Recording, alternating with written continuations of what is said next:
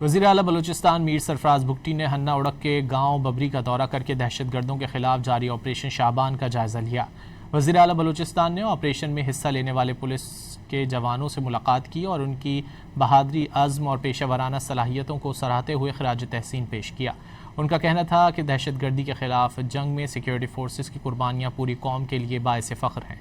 وزیر اعلیٰ بلوچستان میر سرفراز بگٹی نے ہنہ اڑک کے گاؤں ببری کا دورہ کر کے دہشت گردوں کے خلاف جاری آپریشن شعبان کا جائزہ لیا۔